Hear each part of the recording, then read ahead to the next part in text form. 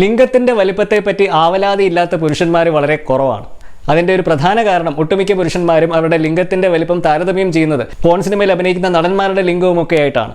കാരണം നേരിൽ കാണാൻ പറ്റുന്ന ലിംഗങ്ങൾ അത് മാത്രമാണ്. പക്ഷേ അതൊരു ശരാശരി പുരുഷന്റെ ലിംഗവുമായിട്ട് നിങ്ങൾക്ക് താരതമ്യം ചെയ്യാൻ പറ്റത്തില്ല. കാരണം ഒരു പോൺ സിനിമയിൽ ഓഡിഷൻ ചെയ്ത് അഭിനയിക്കാൻ തിരഞ്ഞെടുക്കുന്ന പുരുഷന്മാർ വലിയ ലിംഗങ്ങളുള്ള പുരുഷന്മാരെ മാത്രമാണ്. എങ്കിൽ മാത്രമേ അത് ക്യാമറയ്ക്ക് മുമ്പിൽ വ്യക്തമായിട്ട് കാണാൻ പറ്റുകയുള്ളൂ. അതുപോലെ തന്നെ ഏത് ആംഗിളിൽ നിന്ന് ഷൂട്ട് ചെയ്യാനും സാധിക്കത്തുള്ളൂ. നമ്മളാരും പാർട്ട്ണറുമായിട്ട് സെക്സ് ചെയ്യുന്ന നാട്ടുകാരെ കാണിക്കാനാണോ? അല്ലെന്നാണ് എൻ്റെ ഒരു വിശ്വാസം. അത് മാത്രവുമല്ല, ഒരു സ്ത്രീയെ രതിമൂർച്ചയിലെത്താൻ സഹായിക്കുന്ന അവരുടെ ക്രിസരി എന്ന് പറയുന്ന അവയവം അത് യോനിക്ക് പുറത്താണ് സ്ഥിതി ചെയ്യുന്നത്, യോനിക്ക് ഉള്ളിലല്ല. അതൊക്കെ കൊണ്ട് തന്നെ ഒരുമാതിരിപ്പെട്ട എല്ലാ പുരുഷന്മാർക്കും ഒരു സ്ത്രീയെ ലൈംഗികപരമായിട്ട് തൃപ്തിപ്പെടുത്താനുള്ള ഒരു ശരാശരി ലിംഗവലിപ്പമുണ്ട്. വിശ്വസിക്കാൻ പ്രയാസം തോന്നുന്നുണ്ടോ?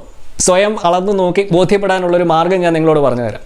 എങ്ങനെയാണ് ശരിയായ രീതിയിൽ ലിംഗം അളക്കേണ്ടത്? ഈ ഒരു വിഷയത്തെപ്പറ്റി ഇന്ന് നമ്മളോടൊപ്പം സംസാരിക്കാൻ ചേരുന്നത് അമേരിക്കയിലെ പ്രശസ്ത യൂറോളജിസ്റ്റും ഷിക്കാഗോ യൂറോളജിക്കൽ സൊസൈറ്റി ബോർഡ് അംഗവുമായ ഡോക്ടർ ഫെൻവ മിൽഹൌസ് ആണ്. അമേരിക്കയിലെ നൂറുകണക്കിന് പുരുഷന്മാർ നേരിടുന്ന ലൈംഗിക ബുദ്ധിമുട്ടുകൾക്ക് ചികിത്സയിലൂടെ പരിഹാരം നൽകുന്ന ഒരു വ്യക്തിയും കൂടെയാണ് ഡോക്ടർ മിൽഹൌസ്.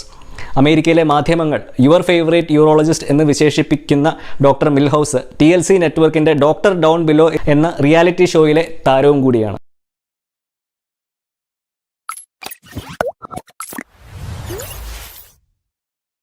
നമസ്കാരം, എൻ്റെ പേര് സംഗീത് സെബാസ്റ്റ്യൻ. ഞാനൊരു സെക്ഷുവാലിറ്റി റൈറ്ററും സെക്സ് എഡ്യൂക്കേറ്ററുമാണ്. ഈ ലൈംഗിക വിദ്യാഭ്യാസം കേരളത്തിലും ഇന്ത്യയിലുമൊക്കെ സ്കൂളിലും കോളേജിലും മാത്രമല്ല, നമ്മളുടെ സമൂഹം ആദരിക്കുന്ന ഡോക്ടർമാരുടെ മെഡിക്കൽ കരിക്കുലത്തിൻ്റെ ഭാഗമായിട്ട് പോലും ഇന്നുമില്ല എന്നുള്ള വസ്തുത സ്വന്തം ജീവിതാനുഭവത്തിൽ നിന്ന് തിരിച്ചറിഞ്ഞതിന് ശേഷം തുടങ്ങിയ ഒരു പ്ലാറ്റ്ഫോമാണ് വിവോക്സ്. ചുരുക്കം പറഞ്ഞു കഴിഞ്ഞാൽ, നിങ്ങൾ ഇന്ത്യയിൽ ഒരു ഡോക്ടർ ആയതുകൊണ്ടോ MBBSഉം MDയും ഒക്കെ നേടിയതുകൊണ്ട് മാത്രമോ ഒന്നും ലൈംഗികതയെപ്പറ്റി സംസാരിക്കുവാനോ ലൈംഗിക പ്രശ്നങ്ങൾക്ക് പരിഹാരം നിർദ്ദേശിക്കുവാനോ ഒന്നും യാതൊരു യോഗ്യതയുമില്ല എന്ന് സാരം.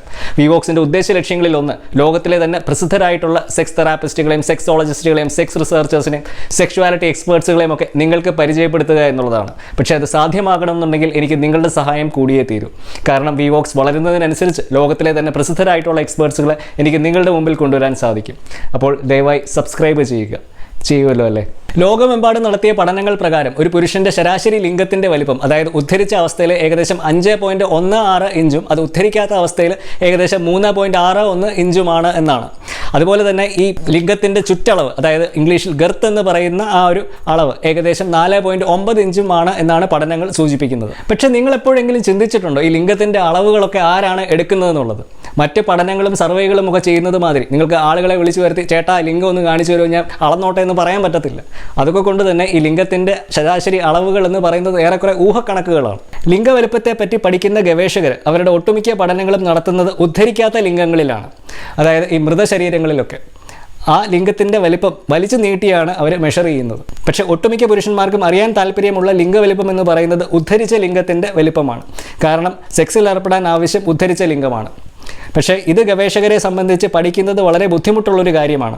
കാരണം ഒരു ഉദ്ധരിച്ച ലിംഗത്തിൽ പഠനം നടത്തുവാൻ മിക്കപ്പോഴും മെഡിക്കൽ ബോർഡും എത്തിക്സും ഒന്നും അനുവദിക്കാറില്ല. അപ്പം പിന്നെ എന്തടിസ്ഥാനത്തിലാണ് നമ്മൾ ഈ ഉദ്ധരിച്ച ലിംഗത്തിൻ്റെ വലിപ്പം, ശരാശരി വലിപ്പം 5.16 ഇഞ്ചാണ് എന്നൊക്കെ പറയുന്നത്? ഈ ഒരു കണക്ക് പുരുഷന്മാർ സ്വയം രേഖപ്പെടുത്തിയ അളവുകളുടെ അടിസ്ഥാനത്തിൽ നിന്നും കാൽക്കുലേറ്റ് ചെയ്ത ഒരു ശരാശരിയാണ്. അപ്പോൾ സ്വാഭാവികമായിട്ടും ഇവിടെ ഈ പുരുഷന്മാർ സ്വയം രേഖപ്പെടുത്തിയ കണക്കുകൾ എത്രത്തോളം വിശ്വസനീയമാണ് എന്നുള്ളൊരു ചോദ്യമുണ്ട്. കാരണം ലിംഗത്തിൻ്റെ വലിപ്പത്തെപ്പറ്റി പല പുരുഷന്മാരും തള്ളാനുള്ള ഒരു സാധ്യത വളരെ കൂടുതലാണ്. ഇനി തള്ളിയില്ലെങ്കിൽ പോലും ഇങ്ങനെയുള്ള ഒരു പഠനത്തിൽ പലപ്പോഴും പങ്കെടുക്കാൻ താല്പര്യം കാണിക്കുന്നത് ശരാശരിയിൽ കൂടുതൽ ലിംഗവലിപ്പമുള്ള പുരുഷന്മാരാണ്. അപ്പോൾ ഇനി എങ്ങനെയാണ് ശരിയായ രീതിയിൽ ലിംഗത്തിൻ്റെ വലിപ്പം സ്വയം അളക്കാൻ പറ്റുന്നത് എന്ന് നമുക്കൊന്ന് നോക്കാം. ഇതിന് ഏറ്റവും നല്ലത് ഒരു മെഷറിംഗ് ടേപ്പ് ഉപയോഗിച്ച് അളക്കുന്നതാണ്. ചില പുരുഷന്മാർ സ്കെയിൽ ഉപയോഗിച്ചും ലിംഗത്തിൻ്റെ അളവ് നോക്കാറുണ്ട്. പക്ഷേ ഇതിൻ്റെ ഒരു പ്രശ്നം, ലിംഗത്തിൻ്റെ ആ ഒരു നാച്ചുറൽ ആയിട്ടുള്ള ആകാരം സ്കെയിൽ ഉപയോഗിച്ച് അളക്കുന്നത് വളരെ പ്രയാസമുള്ള ഒരു കാര്യമാണ്. അതുകൊണ്ട് ടേപ്പ് തന്നെയാണ് ഉചിതം. അടുത്തത്, ആ ടേപ്പിൻ്റെ ഒരു ഭാഗം ഉദ്ധരിച്ച ലിംഗത്തിൻ്റെ അടിഭാഗം മുതൽ അഗ്രഭാഗം വരെ, അതായത് ഇംഗ്ലീഷിൽ ഗ്ലാൻസ് പെനിസ് എന്ന് പറയുന്ന ഭാഗം വരെ ചേർത്ത് വയ്ക്കുകയാണ്. ആ ലഭിക്കുന്ന അളവ് നിങ്ങൾക്ക് ഇഞ്ചസിലോ സെൻറ്റിമീറ്ററിലോ ഒക്കെ രേഖപ്പെടുത്താവുന്നതാണ്. അടുത്തത് ലിംഗത്തിൻ്റെ ചുറ്റളവ് കണ്ടുപിടിക്കുകയാണ്. ഇംഗ്ലീഷിൽ ഇതിന് ഗർത്ത് എന്ന് പറയും. ഇത് കണ്ടുപിടിക്കുന്നത് ആ ലിംഗത്തിൻ്റെ ഏറ്റവും വണ്ണം കൂടിയ ഭാഗത്ത്, ഇത് പലപ്പോഴും നടുഭാഗമായിരിക്കും, അവിടെ ആ ടേപ്പ് ചുറ്റുകയാണ് വേണ്ടത്. ആ ടേപ്പിലെ 0 മാർക്ക് നോക്കി ചുറ്റുന്നതും കറക്റ്റായിട്ട് അളവ് കണ്ടുപിടിക്കുവാൻ സഹായിക്കും.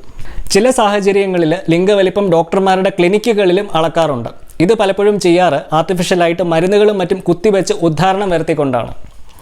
ഉദാഹരണ പ്രശ്നമുള്ള വ്യക്തികളെ ചികിത്സിക്കുന്നതിന്റെ ഭാഗമായിട്ടും ഇങ്ങനെ ചെയ്യാറുണ്ട്. പുരുഷന്മാരിൽ വളരെ വ്യാപകമായിട്ട് കണ്ടുവരുന്ന 2 ലൈംഗിക പ്രശ്നങ്ങളാണ് ഉദ്ധാരണശേഷിക്കുറവും ശീഘ്രസ്ഖലനവും. ഒട്ടുമിക്ക പുരുഷന്മാരും ഒരു ഡോക്ടറിനെയൊക്കെ കണ്ട് മരുന്നുകളും മറ്റും വാങ്ങിക്കഴിച്ചാണ് ഇത് പരിഹരിക്കാൻ ശ്രമിക്കാറ്. സത്യത്തിൽ ഇതിന്റെ യാതൊരു ആവശ്യവുമില്ല. മാത്രവുമല്ല, ഈ മരുന്നുകൾക്ക്, പ്രത്യേകിച്ച് നിങ്ങൾ ഈ ശീഘ്രസ്ഖലനത്തിന് കഴിക്കുന്ന SSRIകൾ എന്ന് ഇംഗ്ലീഷിൽ പറയുന്ന മരുന്നുകൾക്ക്, അത് നിങ്ങൾ ഒരിക്കൽ കഴിച്ചു തുടങ്ങി നിർത്തിയാൽ പോലും നിങ്ങളുടെ ഭാവി ലൈംഗിക ശേഷിയെ ഗുരുതരമായിട്ട് തന്നെ ബാധിക്കാനുള്ള ഒരു സാധ്യതയുണ്ട്. അമേരിക്കയും UK-യും കാനഡയും ഒക്കെ പോലെയുള്ള വികസിത രാജ്യങ്ങളിൽ ഈ SSRI മരുന്നുകൾ ഡോക്ടർമാർ പ്രിസ്ക്രൈബ് ചെയ്യുന്നതിനെതിരെ ഇന്ന് ശക്തമായ പ്രക്ഷോഭങ്ങളും നടക്കുന്നുണ്ട്. അതിനെപ്പറ്റി നിങ്ങൾക്ക് കൂടുതൽ അറിയാൻ താല്പര്യമുണ്ടെങ്കിൽ ഈ വീഡിയോ കാണാവുന്നതാണ്. എന്നാൽ ഇന്നും ഇന്ത്യയിലെ ഒട്ടുമിക്ക ഡോക്ടർമാരും ഈ മരുന്നുകൾ ജനങ്ങൾക്ക് പ്രിസ്ക്രൈബ് ചെയ്യുന്നത് ഇതിന്റെ ഒരു ദൂരവ്യാപകമായിട്ടുള്ള പ്രത്യാഘാതങ്ങൾ വേണ്ട രീതിയിൽ ജനങ്ങളോട് പറഞ്ഞു മനസ്സിലാക്കാതെയാണ്. അതുകൊണ്ട് തന്നെ നിങ്ങൾ ഈ ഒരു മരുന്ന് വാങ്ങിക്കഴിക്കേണ്ട അവസ്ഥ വന്നു കഴിഞ്ഞാൽ അത് വാങ്ങിക്കഴിക്കേണ്ടത് ആവശ്യമാണോ ഇല്ലയോ എന്നുള്ള വ്യക്തമായ ബോധ്യത്തിന് ശേഷം മാത്രമേ കഴിക്കാവൂ. അപ്പോൾ എങ്ങനെയാണ് ഈ ലൈംഗിക പ്രശ്നങ്ങൾക്ക് മരുന്നുകൾ കഴിക്കേണ്ടത് ആവശ്യമാണോ ഇല്ലയോ എന്നൊക്കെ മനസ്സിലാക്കാൻ പറ്റുക? അതൊരു സെക്സ് തെറാപ്പിയിലൂടെ മാത്രമേ സാധ്യമാകൂ. നിർഭാഗ്യവശാൽ ഒട്ടുമിക്ക മെഡിക്കൽ ഡോക്ടർമാർക്കും അതിനെപ്പറ്റി യാതൊരു പരിജ്ഞാനവുമില്ല. എന്താണ് ഈ സെക്സ് തെറാപ്പി എന്ന് പറയുന്നത്? മരുന്നുകളൊന്നുമില്ലാതെ വിശദമായിട്ടുള്ള ഒരു സംഭാഷണത്തിലൂടെ മാത്രം ലൈംഗിക പ്രശ്നങ്ങളുടെ പിന്നിലുള്ള കാരണങ്ങൾ കണ്ടുപിടിക്കുകയും അതിന് ഉചിതമായിട്ടുള്ള ഒരു പരിഹാരം നിർദ്ദേശിക്കുകയും ചെയ്യുന്ന പ്രവൃത്തിക്കാണ് ഈ സെക്സ് തെറാപ്പി എന്ന് പറയുന്നത്. ഇത് കേൾക്കുമ്പോൾ നിങ്ങൾക്ക് ഇതിൽ എന്താണ് ഇത്ര വലിയ കാര്യമെന്നൊക്കെ തോന്നിയേക്കാം. പക്ഷേ മരുന്നുകളൊന്നുമില്ലാതെ ഒരു വിശദമായിട്ടുള്ള സംഭാഷണത്തിലൂടെ മാത്രം നിങ്ങളുടെ ലൈംഗിക പ്രശ്നങ്ങളുടെ കാരണം കണ്ടുപിടിക്കുകയും അതിന് പരിഹാരം നിർദ്ദേശിക്കുകയും ഒക്കെ ചെയ്യണമെന്നുണ്ടെങ്കിൽ നിങ്ങൾക്ക് സമഗ്ര ലൈംഗിക വിദ്യാഭ്യാസത്തിലുള്ള ഒരു പരിജ്ഞാനം അത്യാവശ്യമാണ്. അങ്ങനെ ഒരു സമഗ്ര ലൈംഗിക വിദ്യാഭ്യാസം ഇന്നും ഇന്ത്യൻ മെഡിക്കൽ കരിക്കുലത്തിന്റെ ഭാഗമായിട്ടില്ലാത്തത് കൊണ്ട് തന്നെ കേരളത്തിലെയും ഇന്ത്യയിലെയും ഒക്കെ ഒട്ടുമിക്ക ഡോക്ടർമാർക്കും ഇങ്ങനെയൊരു സേവനം നൽകുവാൻ സാധ്യമല്ല. അതുകൊണ്ട് തന്നെയാണ് ഇവർ ആവശ്യമില്ലാതെ മരുന്ന് എഴുതി കൊടുത്തും ഇഞ്ചക്ഷൻ എടുത്തും സർജറി ചെയ്തുമൊക്കെ ലൈംഗിക പ്രശ്നങ്ങൾ പരിഹരിക്കാൻ നോക്കുന്നത്. കാരണം അവർക്കറിയാവുന്നത് അതാണ്, അതവർ പ്രയോഗിക്കും. ആ ലൈംഗിക പ്രശ്നവുമായിട്ട് വരുന്ന വ്യക്തിക്ക് ആവശ്യമുണ്ടെങ്കിലും ഇല്ലെങ്കിലുമൊക്കെ. കേരളത്തിലെ പല പ്രമുഖ ഡോക്ടർമാരും 5 മിനിറ്റിനുള്ളിൽ മരുന്ന് എഴുതി കൊടുത്ത് പരിപാടി തീർക്കും. ആ ചെല്ലുന്ന വ്യക്തിയുടെ മുഖത്ത് പോലും പലപ്പോഴും അവർ നോക്കാറില്ല. അപ്പോൾ ഇവിടെ അടിസ്ഥാനപരമായിട്ടും വേണ്ടത് ഈ ഡോക്ടർമാരുടെ ചിന്താഗതിയിലുള്ള ഒരു മാറ്റമാണ്. അതായത് ബഹുഭൂരിഭാഗം ലൈംഗിക പ്രശ്നങ്ങളും രോഗങ്ങളല്ല എന്നുള്ളൊരു തിരിച്ചറിവ്. ആ വരുന്ന വ്യക്തിയോട് ലൈംഗികതയെ പറ്റിയും ലൈംഗിക ബന്ധങ്ങളെ പറ്റിയും ഒക്കെ വിശദമായിട്ട് ചോദിച്ച് മനസ്സിലാക്കുകയാണ് ആദ്യം വേണ്ടത്. കേരളത്തിലെ പല ഡോക്ടർമാരും സ്വയംഭോഗത്തെ പറ്റി സംസാരിക്കുന്നത് പോലും നാണക്കേടാണെന്ന് കരുതുന്ന വ്യക്തികളാണ്. ഒട്ടുമിക്ക ലൈംഗിക പ്രശ്നങ്ങളും, അതായത് ഉദ്ധാരണക്കുറവ്, ശീഘ്രസ്ഖലനം, ലൈംഗിക താല്പര്യമില്ലായ്മ, രതിമൂർച്ചയിൽ എത്താൻ സാധിക്കാത്ത അവസ്ഥ, സെക്സിൽ ഏർപ്പെടുമ്പോൾ ഉണ്ടാകുന്ന ഒരു വേദന, ഇവയെല്ലാം തന്നെ മരുന്നുകളൊന്നുമില്ലാതെ ഒരു സെക്സ് തെറാപ്പിയിലൂടെയും കൗൺസിലിങ്ങിലൂടെയും മാത്രം പരിഹരിക്കാൻ പറ്റുന്ന പ്രശ്നങ്ങളാണ്. അതിലൂടെ പരിഹരിക്കാൻ പറ്റാത്ത കാര്യങ്ങൾക്ക് മാത്രം നിങ്ങൾ ഒരു ഡോക്ടറിൻ്റെ അടുക്കൽ പോകേണ്ട ആവശ്യമുള്ളൂ. നിങ്ങളുടെ ലൈംഗിക പ്രശ്നങ്ങൾക്ക് ഒരു ഡോക്ടറിൻ്റെ അടുക്കൽ പോയി മരുന്ന് കഴിക്കേണ്ട ആവശ്യമുണ്ടോ ഇല്ലയോ എന്ന് മനസ്സിലാക്കുന്നതിന് വേണ്ടി നിങ്ങൾക്ക് എന്നെ ഈ നമ്പറിൽ കോൺടാക്ട് ചെയ്യാവുന്നതാണ്. ഈ ഉദ്ധാരണശേഷി കുറവ് പോലെയുള്ള പ്രശ്നങ്ങൾ ഉണ്ടാകുന്നതിൽ പ്രത്യേകിച്ചും ചെറുപ്പക്കാരിൽ മനസ്സിനൊരു വലിയ പങ്കുണ്ട്. കാരണം ഒരിക്കൽ നിങ്ങൾ സെക്സിൽ ഏർപ്പെടുമ്പോൾ ഉദ്ധാരണശേഷി കുറവ് സംഭവിച്ചാൽ അടുത്ത തവണ വീണ്ടും സെക്സിൽ ഏർപ്പെടുമ്പോൾ ആദ്യത്തെ തവണ ഉണ്ടായ ആ ഒരു നിരാശ നിങ്ങളുടെ മനസ്സിൽ ഉണ്ടാവുകയും അത് വളരെയധികം ഉത്കണ്ഠയ്ക്ക് ഇടയാക്കുകയും അങ്ങനെ വീണ്ടും ഒരു ഉദ്ധാരണശേഷി കുറവിലേക്കൊക്കെ നയിക്കുകയും ചെയ്യും.